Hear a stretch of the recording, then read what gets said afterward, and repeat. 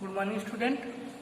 देखिए आज हम लोग क्या पढ़ेंगे, आवृत्ति के प्रकार। ठीक, आवृत्ति के प्रकार में सबसे पहले हम क्या पढ़ते हैं, स्तंभ पढ़ते हैं। ठीक, ये क्या है आपका स्तंभ आवृत्ति। ठीक, तो स्तंभ आवृत्ति क्या होता है, एक आवृत्ति स्तंभ आवृत्ति यानी एक आवृत्ति स्तंभ आवृत्ति कहलाता है यदि उसमें केवल यानी केवल क्या एक स्तंभ, यानी कि जैसे आप एग्जाम्पल में ले लीजिए, एग्जाम्पल में देखिए जैसे हम ले लेते देखिए कितने हो, एक स्तंभ यानी कि 1, ये देख रहे हैं, इसमें स्तंभ की संख्या देखिए, कॉलम कितने 1, ये क्या हो जाएगा, या आप इस तरीके से लिख सकते हैं 1 2, ये देखिए इसमें भी क्या है, स्तंभ एक ही है, रो कितने हैं 1 2, आपको क्या देखना है, स्तंभ देखना है। इसी तरीके से आप लिख सकते हैं जैसे 3, देख रहे हैं ये क्या है, ये भी आपका स्तंभ आवृत्ति है। ठीक है, क्योंकि इसमें स्तंभ की संख्या कितनी, इसमें भी 1, इसमें भी 1, इसमें भी 1, लेकिन रो देखेंगे तो 1 2 1 2 3। तो स्तंभ आगे ऐसा भी होता है जिसमें केवल क्या हो, स्तंभ की संख्या कितनी हो, केवल एक हो। ठीक, जैसे इसमें देखिए अगर इसका ऑर्डर आप लिखेंगे, देखिए पहले हम रो लिखते हैं, इसके देखिए रो 1 स्तंभ 1 1 बाय 1, इसी तरीके से रो देखिए 1 2 2 स्तंभ कितने 1। ठीक, इसी तरीके से इसका लिखिए 1 2 3, रो कितने 3, स्तंभ कितने 1। इससे देखिए आपके पास एक चीज कॉमन निकल के आ रही है, क्या निकल के आ रही है, इसकी कोटि देखिए आप, यानी कि स्तंभ आगे की कोटि क्या हो रही है, देखिए यहाँ 1 हो रहा है, 2 हो रहा है, 3, लेकिन ये जो ये पॉइंट देखिए यहाँ 1 1 1, यानी कि जो स्तंभ की संख्या इसकी क्या हो रही है, कॉमन हो रही है। यानी कि अगर ये m into 1, अगर m into 1 कोटि का कोई भी आवृत्ति होगा तो वो कौन सा आवृत्ति होगा, स्तंभ आवृत्ति।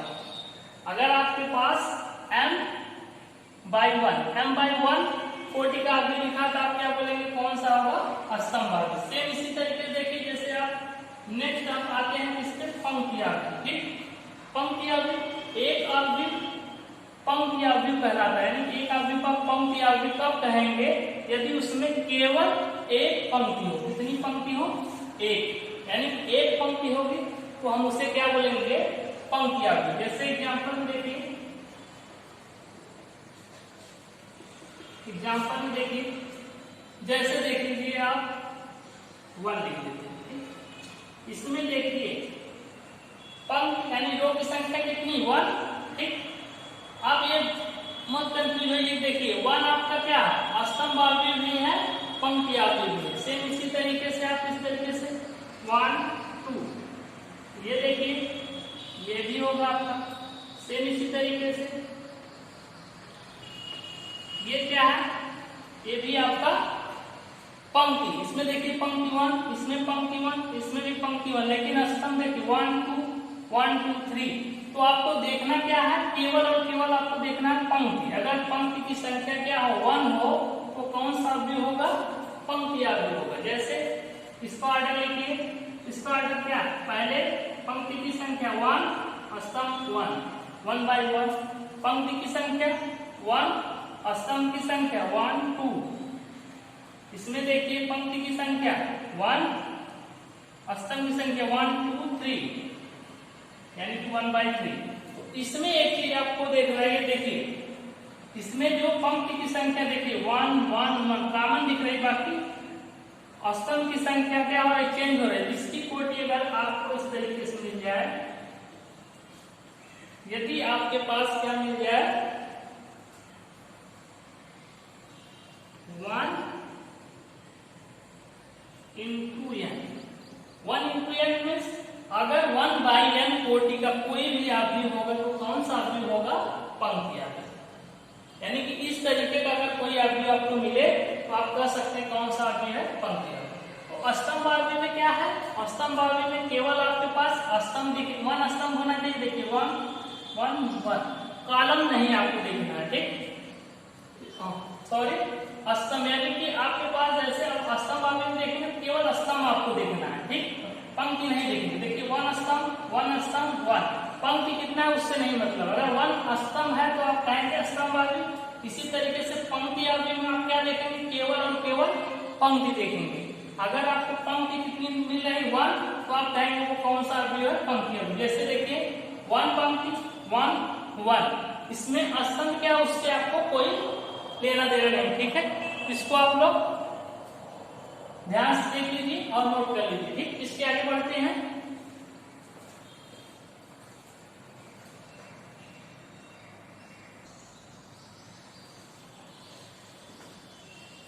ये देखिए इसके बाद आपके पास क्या है, विकर्ण आदि, ठीक।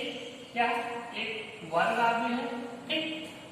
थर्ड आपके पास क्या है, वर्ग आदि, एक अवयव जिसमें पंक्तियों की संख्या, देखिए पंक्तियों की संख्या, ये जो पंक्ति है आपकी, पंक्तियों की संख्या स्तंभों की संख्या के समान होती है, वर्ग आदि कहलाता है। यानी कि ऐसा अवयव, जैसे एग्जाम्पल में आप ले लीजिए, एग्जाम्पल ऐसा अवयव जहां पे क्या है, पंक्ति, यानी कि जितने पंक्ति उतने क्या होनी चाहिए, रो।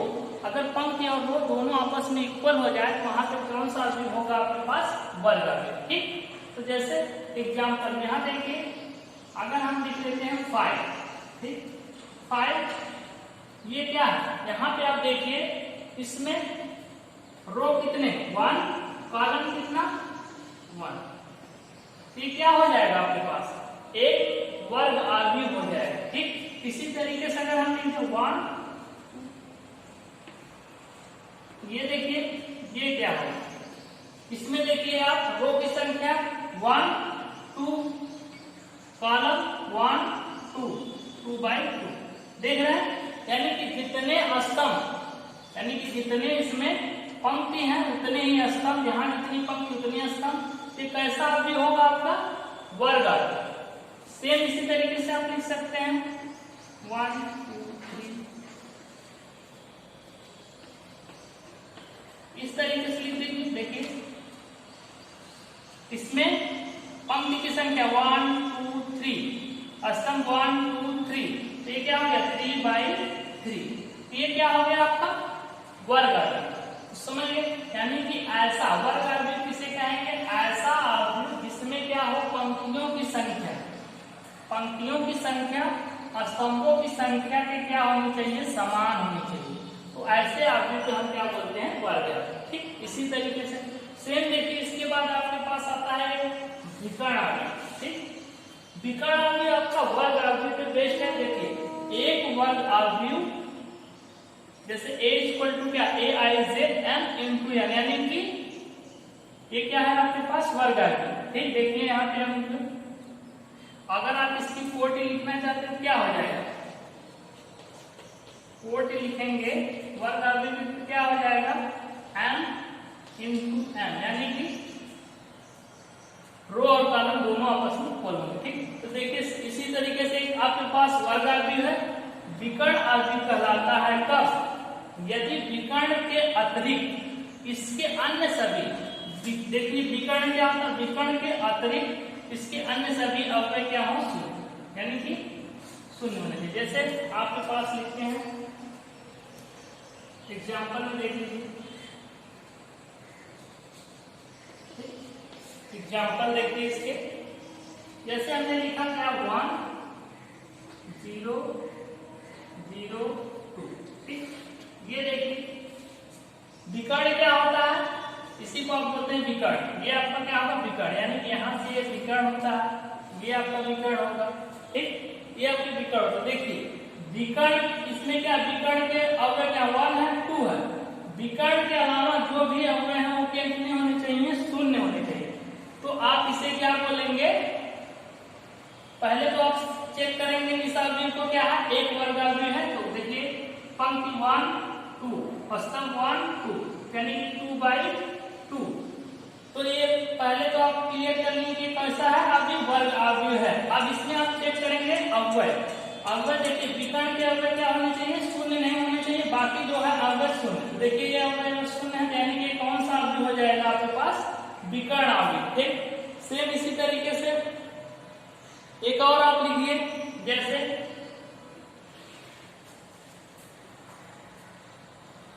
हम लिख देते हैं रूट में 3 0 0 0 रूट 2 0 3 0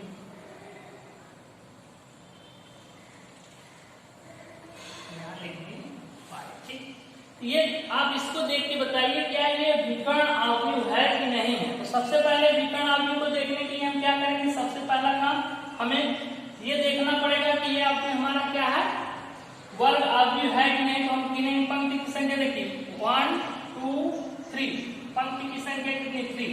अब हमें क्या देखना है, स्तंभ 1 2 3, यानी कि 3/3, यानी कि क्या है, ये एक वर्ग अवयव है।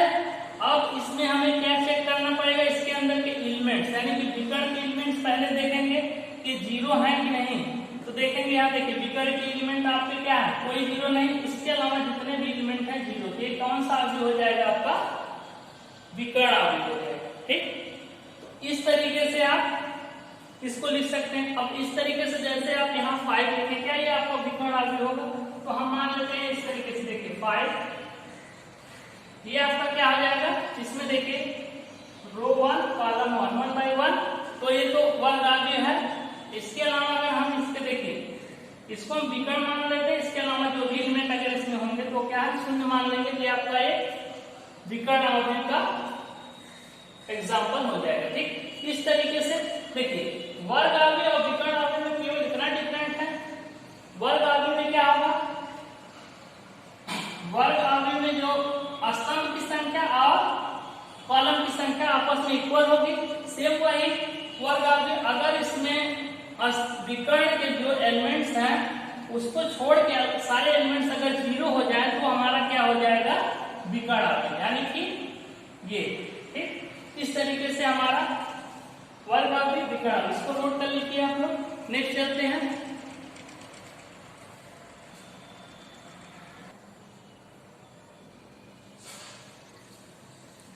नेक्स्ट देखिए हमारे पास क्या है, 5th नंबर है अदिश अवयव। ठीक, क्या है, अदिश अवयव या स्केलर मैट्रिक्स। ठीक, तो एक विकर्ण अवयव अदिश अवयव कहलाता है यदि इसके विकर्ण के अवयव समान है। समझ रहे हैं, अभी हमने क्या पढ़ा इसके पहले, विकर्ण अवयव। तो विकर्ण अवयव को ही क्या बोलते हैं, यहाँ पे अदिश अवयव बोलेंगे किस कंडीशन में, जब उसके अवयव क्या हो जाए, समान हो जाए। जैसे फॉर एग्जाम्पल देखिए, जैसे हमने क्या लिखा आपके पास,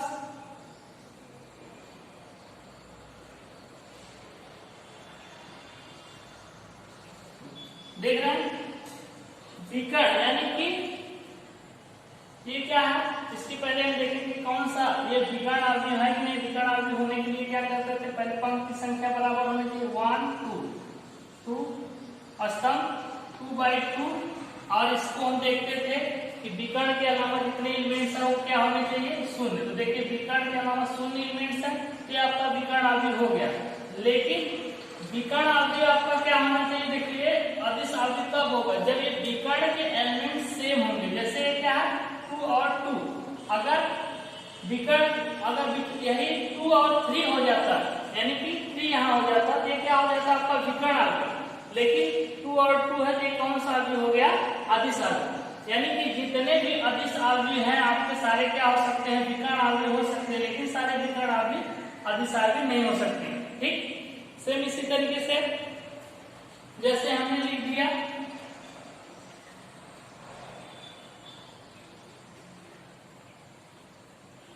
देख रहे हैं, ये भी क्या है, पहले देखिए स्तंभ पंक्ति 1 2 और स्तंभ 1 2 2/2, ये विकर्ण अवयव और इसके विकर्ण के एलिमेंट सेम है, इसलिए क्या हो गया, अदिश अवयव। ठीक, अदिश अवयव हो गया। सेम इसी तरीके से जैसे आपका 5 चल ही रहा है, ये भी क्या होगा, एक आपका अभिसारी होगा, क्योंकि ये विकर्ण एक ही देखिए सेम एलिमेंट्स है वही, इसके अलावा जितने भी एलिमेंट्स होंगे हम उसको शून्य मान लेंगे।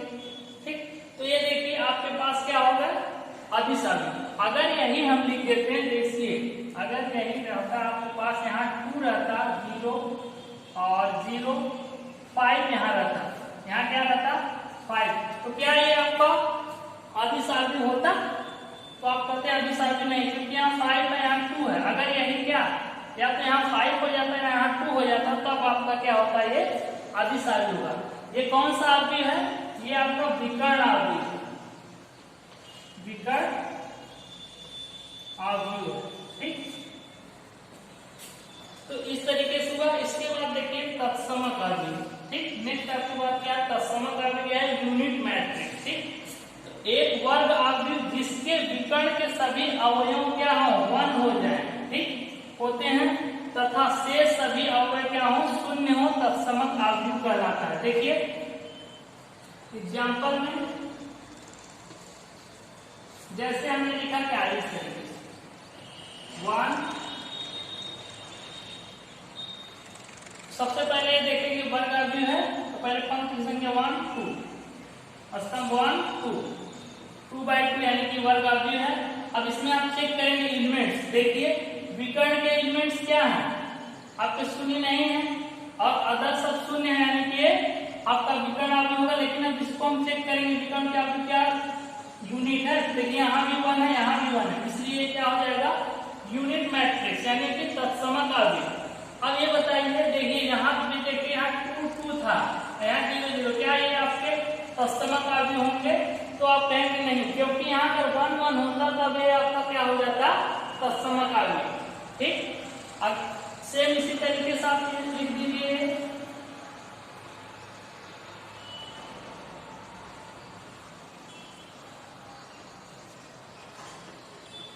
ये देखिए पंक्ति 1 2 3, स्तंभ 1 2 3, 3/3 ऑर्डर। ये क्या होगा? ये भी आपका एक कौन सा होगा तत्समक यानी यूनिट अवयव। अब इसी तरीके से अगर आप यहाँ लिखेंगे तो 1 लिखेंगे, जैसे यहाँ हम लोग क्या लिख रहे थे 5 आपका अभिसारी हो रहा था, लेकिन यहाँ यूनिट होगा। इसके अलावा जितने भी एलिमेंट्स होंगे हम उसको क्या मान लेंगे 0 है, ये आपका क्या हो जाएगा अभिसारी। ठीक, सॉरी ये कौन सा होगा यूनिट मैट्रिक्स, यूनिट मैट्रिक्स। ठीक, यानी कि यूनिट में क्या होना चाहिए, इसमें डिफरेंट इतना ही है, इसमें भी सारे एलिमेंट्स 0 होने चाहिए, लेकिन इसमें कोई भी यानी कि जो भी रहेगा, अगर 2 रहेगा तो 2, विकर्ण के जितने भी एलिमेंट 2 है तो 2, 3 है तो 3, लेकिन इसके विकर्ण के एलिमेंट्स हमेशा क्या होने चाहिए 1 होने चाहिए। ठीक, इसको नोट कर लीजिए।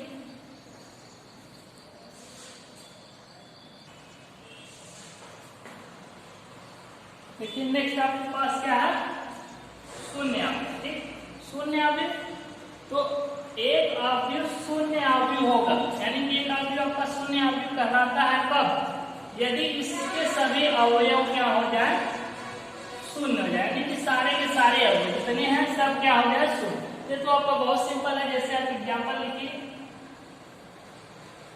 एग्जाम्पल ऐसे लिख दीजिए। ये क्या है? ये आपका क्या है शून्य, इसमें कोई एलिमेंट सारे एलिमेंट शून्य होने चाहिए। इस तरीके से आप इस तरीके से लिख सकते हैं। ये क्या है? ये भी आपका शून्य है इस तरीके से।